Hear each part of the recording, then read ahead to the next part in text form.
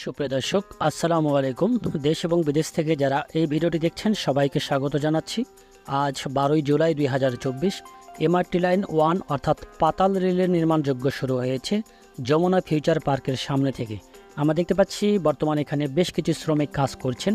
আমরা গতবার দেখেছিলাম সড়কের একটি অংশ ব্যারিয়ার দিয়ে তারা ঘিরে রেখেছিল, আজকে সে দেখতে পাচ্ছি বেশ কিছু শ্রমিক এখানে কাজ করছেন। তবে আপনাদের একটু ক্লিয়ার করে বলতে চাই, প্রথমেই কাজটি করতে হবে যে সড়কের নিচে যে সমস্ত লাইন রয়েছে, বৈদ্যুতিক লাইন থাকতে পারে, ওয়াশার লাইন থাকতে পারে, টেলিফোনের লাইন থাকতে পারে, এই লাইনগুলোকে শনাক্ত করে এটিকে স্থানান্তর করে তারপরে কিন্তু নির্মাণযোগ্য শুরু করতে হবে। অর্থাৎ বোরিং মেশিন দিয়ে যে নিচে যে খননটি করতে হবে, মূলত এই লাইনগুলো সরানোর পরে বা শনাক্তকরণের পরেই কিন্তু এই কাজটি শুরু হবে। এছাড়াও এটির পরে কিন্তু শুরু হবে স্টেশনের কাজ। তবে স্টেশন নির্মাণ যখন শুরু হবে তখন বেশ ভোগান্তি পোহাতে হবে এই সড়কে, কেননা আমরা জেনে থাকবো যখন সুড়ঙ্গটি করা হবে বোরিং মেশিন দিয়ে, তবে স্টেশনটি কিন্তু সুড়ঙ্গ করা যাবে না বোরিং মেশিন দিয়ে, কেননা স্টেশনটি বেশ চওড়া হবে, যার ফলে সাধারণ ভবনের মতোই কিন্তু স্কোয়ার করে কিন্তু মাটি খনন করে নিচ থেকে পিলার উঠাতে হবে, যার ফলে একটি সড়ক একটি অংশ বন্ধ করে দিয়ে কাজ করে অপরটি কিন্তু আবার ধরতে হবে, এভাবে কাজটি করতে হবে, এমনটি জানিয়েছেন ডিএমটিসিএল কর্তৃপক্ষ। তবে অনেকের একটি ধারণা রয়েছে যে পাতাল রেল যখন নির্মাণ করা হবে তখন আমরা কিছুই বুঝতে পারবো না। তবে যতগুলো স্টেশন নির্মাণ করতে হবে প্রতিটি স্টেশনেই কিন্তু ভোগান্তি রয়েছে। তবে একটু কষ্ট হলেও যখন এই কাজটি শেষ হয়ে যাবে তখন কিন্তু লক্ষ মানুষের কিন্তু সুযোগ সুবিধার সৃষ্টি হবে। তো দর্শক, আমরা দেখতে পাচ্ছি এখানে মাটি খনন করা হয়েছে, খনন করে কিন্তু বৈদ্যুতিক লাইনটি কিন্তু শনাক্ত করা হচ্ছে। তবে একটি কথা হলো কি, এই ব্যারিয়ার কিন্তু দেওয়া হয়েছিল আরও 2 থেকে আড়াই মাস আগে, তারপরে কিন্তু এই কাজটি স্টপ ছিল। তবে আমাদের বাংলাদেশের একটি খুব খারাপ একটি অভিজ্ঞতা যদি আমি একটু বলি, সেটি হলো যে কাজটি শুরু হওয়ার আগেই রাস্তাঘাট কেটে প্রতিবন্ধকতা তৈরি করে কিন্তু পরবর্তীতে কাজটি ধরা হয়। আমরা দেখতে পাচ্ছি খিলক্ষেত এলাকা, এটি আমরা যমুনা ফিউচার পার্কের পরে এখন খিলক্ষেত অংশটুকু দেখতে পাচ্ছি। খিলক্ষেত অংশের যে থানাটি রয়েছে বা রাজুক যে মার্কেট রয়েছে, যে সার্ভিস রোড রয়েছে, সার্ভিস রোডের পাশে কিন্তু ব্যারিয়ার দেওয়া হয়েছে। তো আমরা ওইখানে দেখে এখন আমরা ডিপো এলাকাটি আপনাদের দেখাতে চাই। আমি আজকে ডিপো একেবারে দেখাবো যে ডিপোর বর্তমান অবস্থাটা কি। এটি হলো কুড়িল বিশ্ব রোড থেকে যে 300 ফিট সড়কটি, অর্থাৎ এই 12.5 কিলোমিটার যে এক্সপ্রেস নির্মাণ করা হয়েছে, এটি কিন্তু এখানেই শেষ করা হয়েছে। আর এই 12.5 কিলোমিটার পথ নির্মাণ করতে ব্যয় করা হয়েছে প্রায় 14,000 কোটি টাকা। এখানে একটি মোড় দেখতে পাচ্ছি, এই মোড়ে কিন্তু একটি ইন্টারচেঞ্জ তৈরি করে দেওয়া হবে। সামনে একটি সড়ক রয়েছে, একটি সড়ক চলে গিয়েছে গাজীপুরের ভোগরা, অপরটি চলে গিয়েছে ভোলতা গাউসিয়া হয়ে নারায়ণগঞ্জের মদনপুর পর্যন্ত। এখানে কিন্তু একটি প্রকল্পের কাজ চলছে, ঢাকা বাইপাস। আর এই ঢাকা বাইপাসটি কিন্তু 2টি অংশে নির্মাণ করা হচ্ছে। এটি নিয়ে একটু পরেই আপনাদের কথা বলবো, যেহেতু আজকে আমি শুধুমাত্র এমআরটি লাইন 1-এর আপডেট নিয়ে এসেছি, যার ফলে শুধু এটি নিয়ে একটু বেশি প্রাধান্য দিতে চাচ্ছি। তো আমরা যদি একটু ডিপোর দিকে যেতে চাই, আমরা দেখতে পাচ্ছি নিচে যে সড়কটি দেখতে পাচ্ছি, এই সড়কটি ধরেই কিন্তু আপনাকে ডিপোর দিকে যেতে হবে। এই যে সড়কটুকু আপনারা জেনে থাকবেন, এই যে এলাকাটি রয়েছে মূলত এই এলাকাটিকে বলা হয় ব্রাহ্মণখালী মৌজা অথবা পিতলগঞ্জ। অনেকে জানেন যে নামটি একেবারে আনকমন একটি নাম, পিতলগঞ্জ। সেটা কোথায়? এটি হলো কাঞ্চন ব্রিজের একটু পাশে। আর এখানে যে স্থাপনা বা বাড়িঘরগুলো দেখতে পাচ্ছি, মূলত এখানে কিন্তু সনাতন ধর্মীয় অর্থাৎ যে হিন্দু সম্প্রদায় রয়েছে তারাই কিন্তু এখানে বসবাস করে থাকেন। আর এখানে একটি সড়ক রয়েছে খুবই ছোট্ট এবং সরু।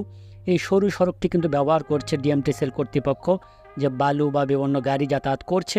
তবে কর্তৃপক্ষ একটু এই এলাকা বাসিন্দাদের একটু আক্ষেপ রয়েছে, যারা এই কর্তৃপক্ষ তাদের ডিএমটিসিএলরা যে গাড়িগুলো এখানে যাতায়াত করছে তারা এই সড়কটি ব্যবহার করছে। সড়কটি কিন্তু একেবারে ব্যবহারের অনুপযোগী হয়েছে, খাদাখন্দ, পানি, বৃষ্টিতে পানি জমছে, যার ফলে এখানে চলাচলে খুবই অসুবিধা হচ্ছে।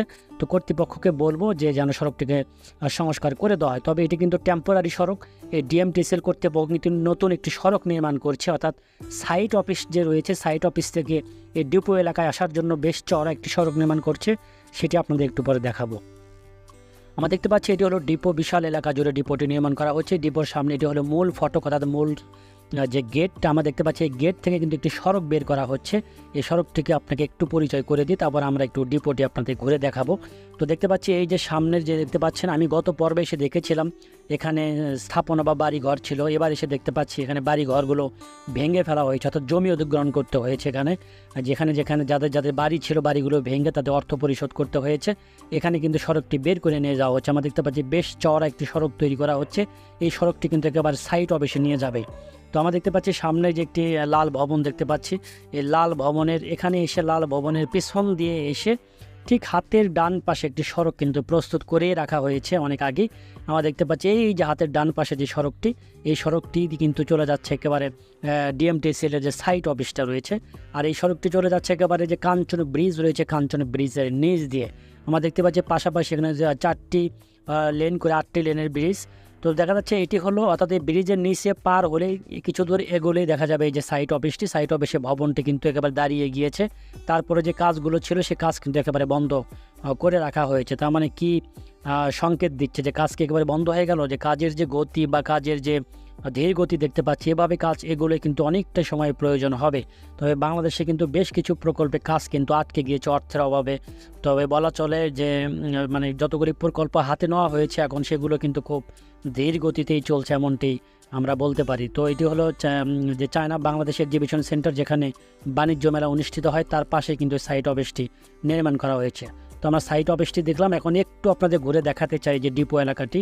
তো এখানেও দেখতে পাচ্ছি যে নির্মাণ যন্ত্রাংশ, অর্থাৎ যে এক্সকাভেটর বা যে গাড়িগুলো ব্যবহার করা হয়েছে সেগুলো সারি সারি করে রাখা হয়েছে। বলা চলে এখানে কাজ কিন্তু বন্ধ হয়েছে। গতবার এসে দেখেছিলাম যেখানে ড্রেজারের পাইপ ছিল, পাইপ দিয়ে কিন্তু বালি ভরাট করা হচ্ছিল, এছাড়াও কিন্তু এক্সকাভেটর ছিল, কাজ চলছিল। কিন্তু এখানে কিন্তু এবার এসে দেখতে পাচ্ছি কোনো কাজ চলছে না, কোনো শ্রমিকও কিন্তু চোখে পড়েনি। তো দর্শক, আমরা দেখতে পাচ্ছি বিশাল এলাকা জুড়ে বালু ফেলে কিন্তু এটি ভরাট করা হয়েছে, অনেক নিচু জায়গা ছিল এবং সময়ের সাথে সাথে কিন্তু এলাকাটি অনেকটাই পরিবর্তন হয়ে যাচ্ছে। এই এলাকাটি কিন্তু অনেক অবহেলিত ছিল। এর ডিএমটিসিএলের অর্থাৎ এমআরটি লাইন 1-এর যখন ডিপোটি নির্মাণ করা হয়েছে তারপর থেকে কিন্তু এখানে জায়গা জমির দাম কিন্তু বাড়তে শুরু করেছে। তো বলাই চলে যে আগামী কয়েক বছরের মধ্যে এখানকার দৃশ্যপট অনেকটাই পরিবর্তন হয়ে যাবে।